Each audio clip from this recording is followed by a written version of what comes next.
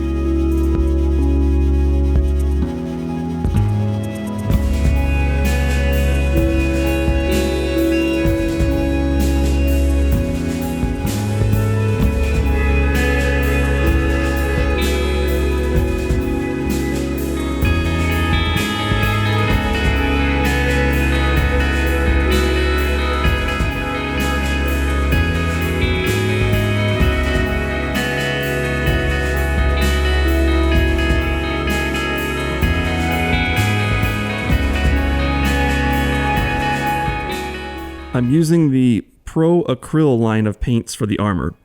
I really like these paints a lot. I haven't painted for 8 years, and quite a few of my old paints didn't survive their time in storage.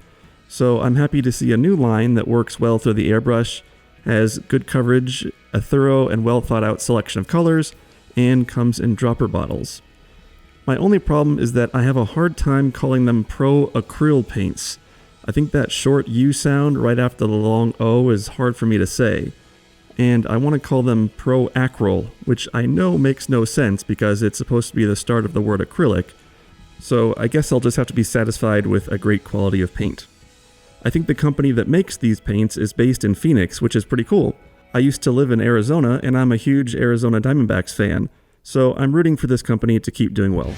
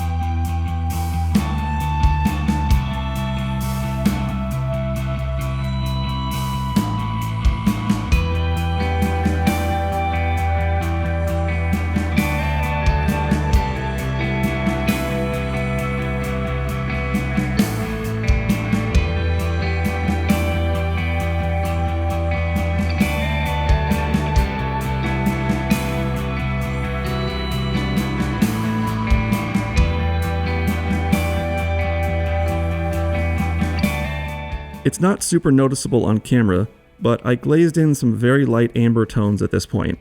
I'm aiming for the areas between the midtones and the highlights.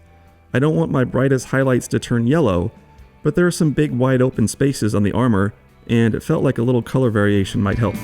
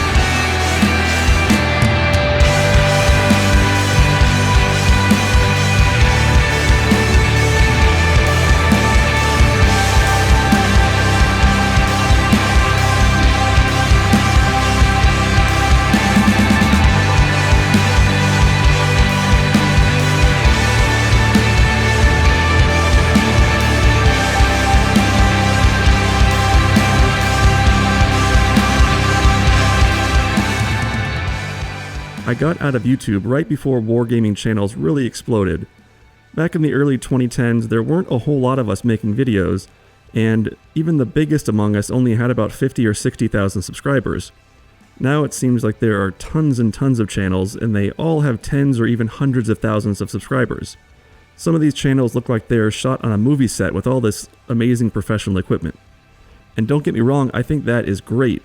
I'm sure that this has helped the hobby to grow, and it's helped new painters and gamers find a welcoming entry point into a space that can sometimes feel impenetrable from the outside. So there was a long time when I thought a return to YouTube would be pointless. I didn't even think there was room for me anymore. But the more I watch, the more I think there's still space for channels like mine. And please don't take that the wrong way. The last thing I want is to be the irrelevant old man complaining about the way the next generation is doing things. I'm not Eminem. But I guess what I'm trying to say is that YouTube has changed a lot. And my point is not that new YouTube is bad. My point is that I still love the old school painting tutorial format, and I have a feeling that some of you do too. I don't like short form content at all, or vertical videos. I don't like weird challenge videos or clickbait videos or a lot of the fluff that is just quote unquote content. So if anyone out there is interested in one more channel that'll still do painting tutorials the way they were done 10 years ago, where the painting is the one and only star of the show, then I hope you'll be able to find room for my new videos. If so, I'm very excited to keep making tutorials. If the first few don't attract much of an audience, that's okay too. I'll happily let the audience dictate the market.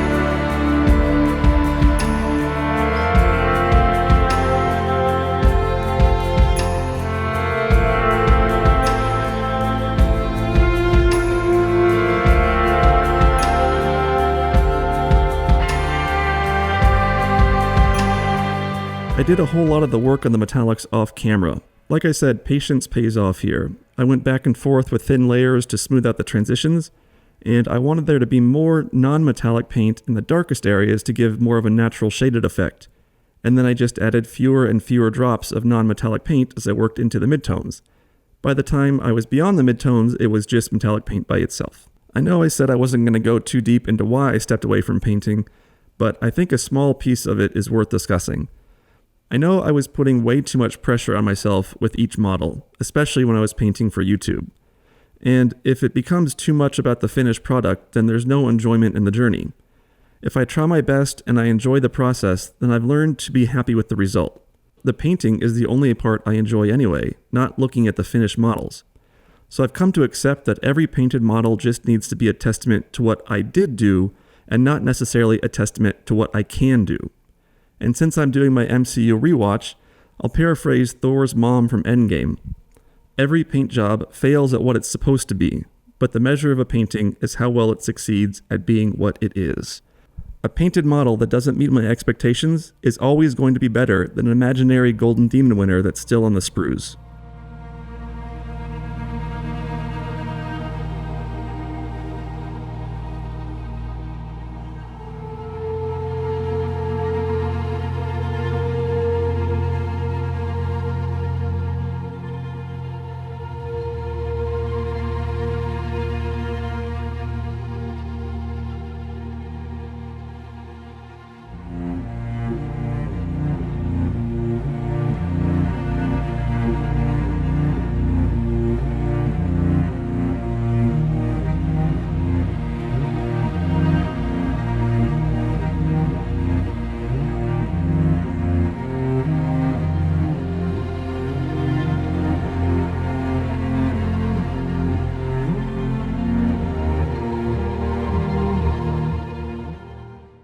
For the base, I just started mixing together warm browns until I found colors I liked. I focused on values and color families more than the name on the side of the paint bottle. I just kept mixing lighter and lighter warm tones until I was happy with the result. Then I pooled a bunch of weathering pigments all over the base. I started by mixing the pigments with water, so they'll pool in the recesses and crevices. It's almost like making a wash out of pigments. I sealed everything in place with a few coats of varnish, and then I added some tufts and called it a day. And I truly appreciate everyone who stayed subscribed for years and years without any videos. I know I'm more than just a little rusty, but hopefully that can be the theme of these new videos. Re-entering the hobby, painting over 40, and trying to enjoy this great hobby for all it does for us. Thank you for watching, and I'll be back soon, and I promise it won't be 8 years this time. So be good to each other, and I'll see you in the next video.